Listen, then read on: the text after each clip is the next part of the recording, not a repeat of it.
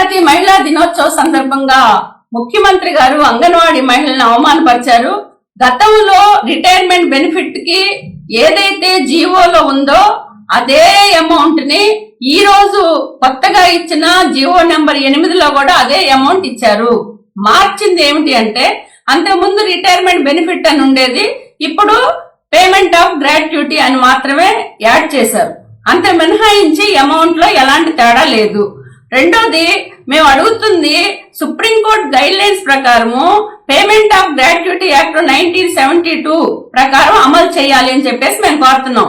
ఈ గ్రాట్యుటీ చట్టం ప్రకారం కనుక అమలు చేస్తే 5 సంవత్సరాలు దాటిన ప్రతి ఒక్కరికి కూడా ఒకవేళ మధ్యలో ఆగిపోయినా కూడా రిటైర్మెంట్ బెనిఫిట్ వస్తుంది.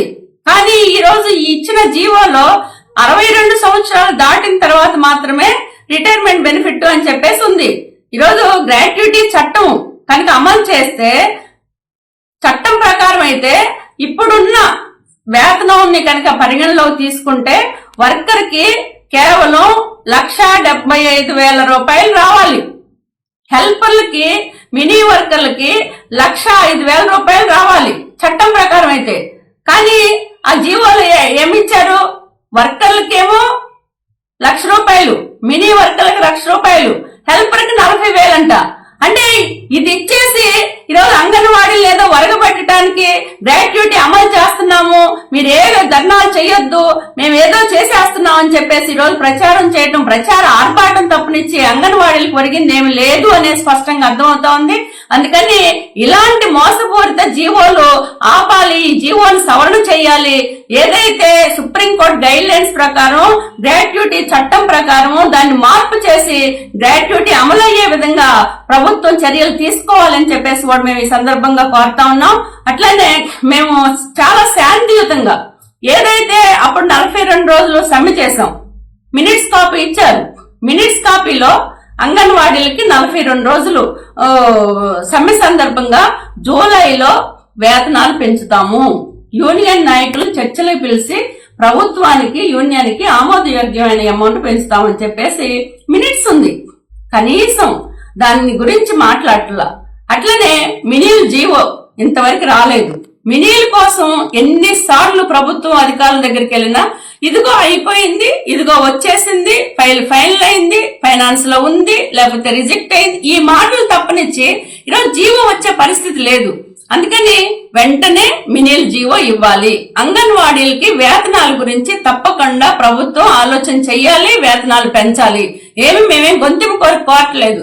2019 నుంచి అంగన్వాడీలకు వేతనాలు పెరగలేదు. ఈ కాలంలో ఎన్ని ధరలు పెరిగినాయి, ఎంత కష్టపడతా ఉన్నారు, ఈరోజు పని భారం ఎంత పెరిగింది, ఎన్ని కొత్తగా యాప్లు తీసుకొచ్చారు, ఎన్ని పనులైనా చేయిస్తాం. కానీ ఈరోజు వాళ్ళు తినాలి కదా. అందుకని వేతనాలకు సంబంధించి నిర్దిష్టమైన హామీ లేకపోతే మాత్రం ఎట్టి పరిస్థితుల్లో 10వ తారీఖున మేము ధర్నా చేస్తాము. ఈరోజు ప్రభుత్వం ఎన్ని ఆటంకాలు పెట్టడానికి చాలా సీరియస్ ప్రయత్నాలు చేస్తా ఉంది. ఏం ధర్నాలు చేసుకునే హక్కు మాకు లేదా? ఆ రోజు ప్రభుత్వం సమ్మె చేసినప్పుడేమో ఇప్పుడున్న తెలుగుదేశం ఎమ్మెల్యేలు గాని, మంత్రులు గారు గాని, ముఖ్యమంత్రి గారు గాని, లేకపోతే లోకేష్ బాబు గారు గాని అందరూ వెళ్లి అంగన్వాడీ టెంటల దగ్గరికి వెళ్లి మీరు చాలా న్యాయమైంది, మీరు ధర్నా చేయడం చాలా న్యాయమైంది, సమంజసమైంది, ఈ ప్రభుత్వం మీకు చాలా అన్యాయం చేస్తుంది, మన ప్రభుత్వం వస్తే మీకు న్యాయం చేస్తామని చెప్పారు. ఇప్పుడు 8 నెలలు అయిపోయింది, మేమే ఒక్క ధర్నా చేయలేదు. మరి ప్రభుత్వం ఎందుకు ఆలోచన చేయలేదు? ఇప్పుడు బడ్జెట్ సమావేశాలు జరుగుతున్నాయి. బడ్జెట్ సమావేశాల్లోనైనా మా కష్టం ఏంటో, మా బాధ ఏంటో మీకు మొరబెట్టుకుందాం అని చెప్పేసి ఈ రోజు ధర్నా పెట్టుకోవాలని అనుకున్నాం శాంతియుతంగా.